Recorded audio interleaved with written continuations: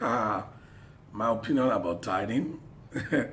The truth about matter is I don't have any opinion. And I deliberately avoid questions like that because, especially because of the controversy going on social media, because I don't go out on my way to attack anyone.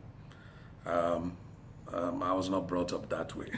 So I, I'd rather allow the matter to just die because the truth about matter is this matters like that will die eventually and it does no one good. But for the purpose of this recording, since you have already asked me, you want to know my opinion, the first thing I'll tell you is that I don't have any opinion because the Word of God is not an opinion. The Word of God is settled forever. So if you want to ask me the position of the Word, I'll be glad to just, lead you into just one or two things just to clear the air over some of the matters. But with respect to my opinion, believe me, I don't have anyone. But if you want to tell me, if you want me to tell you what is in the Word of God with respect to the subject matter, I'll gladly do that. Number one, you see, the matter going on the social media is not necessary. The truth about the matter is this. Tithing has come to stay, and there's nothing anybody can do anything about you.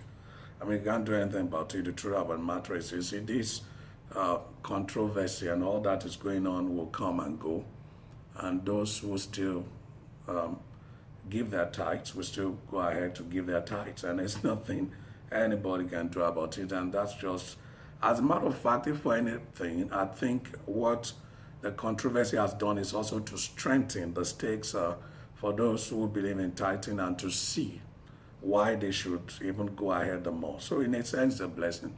That's the way I see it. But if you want to us to get into the word with respect to the position of the word concerning some of the issues that are being raised. Number one, well, one of the things is that I've read extensively, and don't forget last year too, I did an article that was adjudged by many as a very good one with respect to dealing with this subject matter. So I also ask you and your friends to go and look for that article on my Facebook page where I did on tithing and giving. And, it raised a lot of dust also at the time, and that was even last year.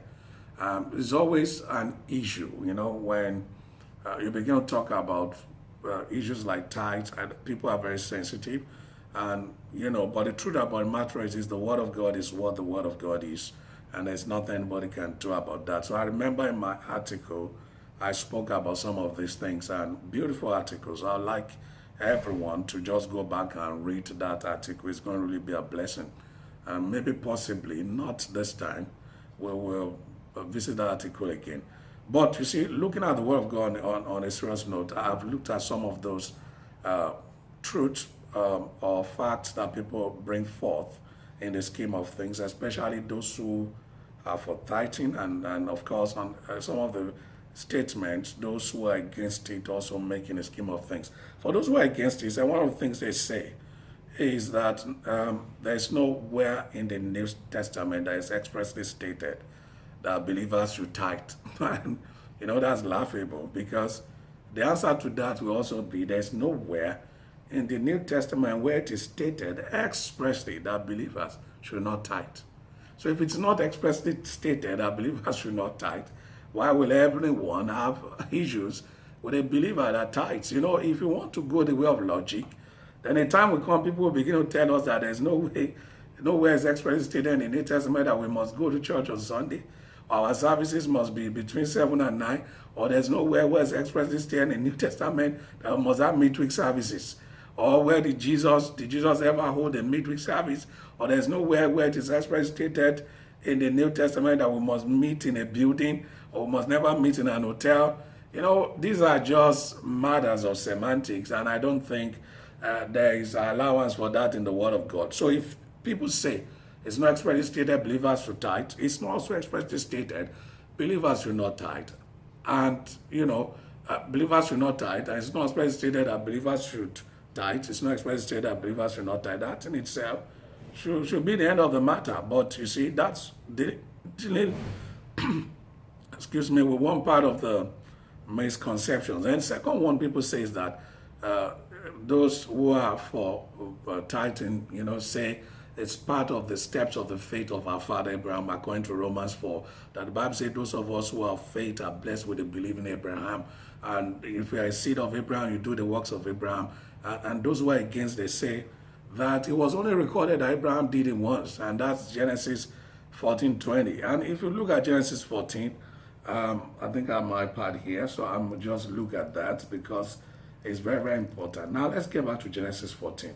Yeah, I agree. In Genesis 14, what was said there was that Abraham gave him a tithe.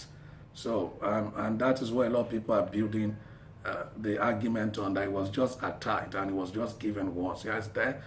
Let's begin to read from verse 19. And he blessed him and said, Blessed be Abraham of God Most High, possessor of heaven and earth, and blessed be the Most High God, who has delivered your enemies into your hand, and he gave him a tithe of all. But that's not all that the scripture has got to say about tithing.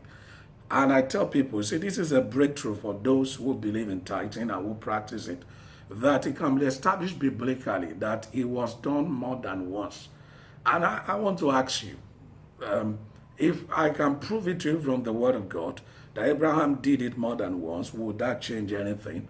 Would that make somebody to now be persuaded that it is a biblical doctrine? Because at the mouth of 2 or 3 witnesses, even the life of Abraham, who is the father of faith, this is a possibility. So we get to Hebrews chapter number 7, and it's there is very clear, but the Holy Spirit must just help us to understand what we are reading, because if people can understand Hebrews 7, especially verse number 6, I think the matter is solved. It says, but he whose genealogy is not derived from them received tithes.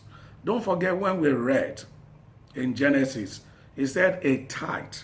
Now in Hebrews 7, to show that that was not just, that what happened in Genesis 14 that we read was just one of those times. It was not the only time. So to buttress that, in Hebrews 7 here, verse number 6, it says, whose genealogy is not derived from them, referring to Melchizedek, received tithes, plural, from Abraham. Did you see that? Received tithes. In Genesis, he said a tithe. In Hebrews 7:6, he said tithes. So it was not just one time, but it was recorded that one time in Genesis, but that doesn't mean it only happened one time, or else the Bible will be lying here, because here it told us he received, plural, past tense, tithes from Abraham and blessed him who are the promises. And I think that's a game changer. And it says that you can't say it was only done once. That would contradict the spirit of Hebrews 7:6. Because in Hebrews 7:6 here we are told tithes. So it's just not just one of.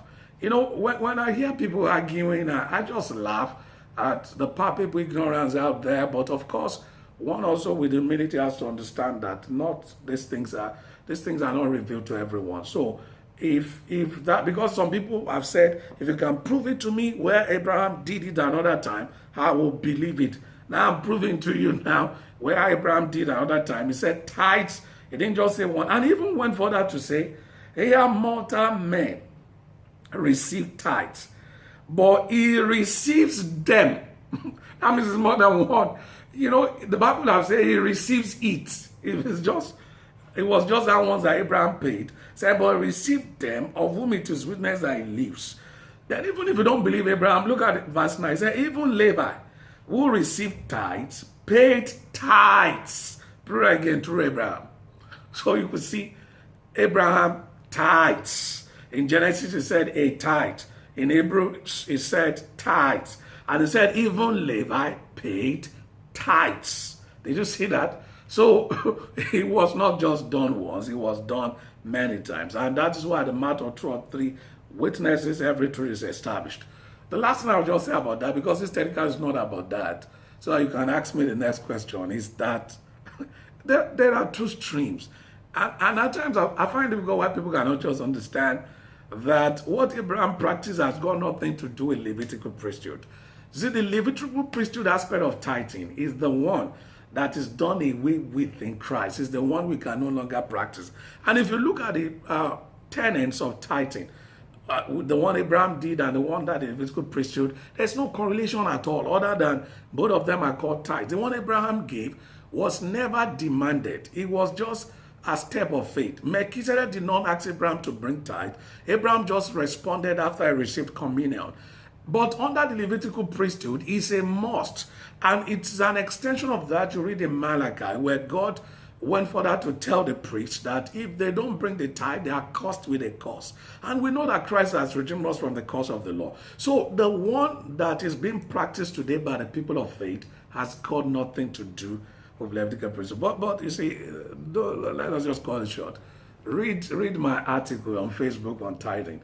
I'm sure that's going to answer some of those questions. Let's move on to another thing. And I think we've said enough on that. Thank you very much.